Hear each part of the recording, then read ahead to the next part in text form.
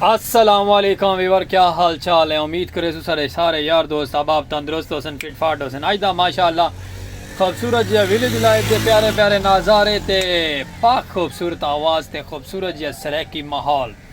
अज दा माशाअल्लाह संगत खूबसूरत जिहा विलाग इधर आसो सारे नाल सको स्किप ना करे तो स्किप कर वैसो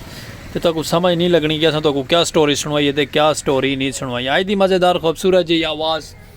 तो मैं आदा एक सारे को दोस्त अबाब आया हो तो मैं आदा कि कवा मैं आदा फुल प्रोटोकॉल है उनके कोल ते बाकी तुसा रासो साढ़े नाल सा कुछ स्किप ना करे तो स्किप कर वैसे तो मज़ा नहीं आना। अज का प्यारा जिहा है प्यारा जिहा खूबसूरत जिहा सराकी कल्चर का अदाकार और फन की आवाज़ का मालिक बादशाह आवाज़ का सरदार सामने बुजुर्ग और चार पाइयां भी चेंदे बदन ये हाले सामने रक्षा खड़े रक्षे के परली साइड के बदन थे चार पाइयां भी चेंदे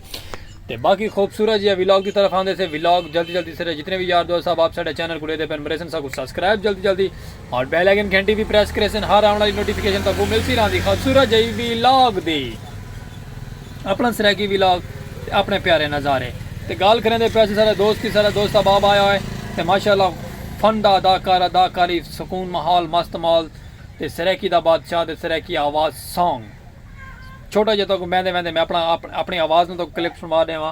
तो बड़ा प्यारा सॉन्ग है तो सॉन्ग सुनवे सो सॉन्ग के नाल अस इंजॉय करने इंजॉय के नाल प्यारा जो कमेंट करके रह देवनी तो कैसा लगे तो मेहरबानी ये उसी कि तुसा सारा करे सो चैनल सब्सक्राइब करके तो जल्दी देख सो सारी वीडियो तो वह गाना सारा दोस्त तक सुनाने वाला है केड़ा भला सुना ओके सही गाना सुनाने वाला बड़ा मशहूर तरीन एक फिट गाना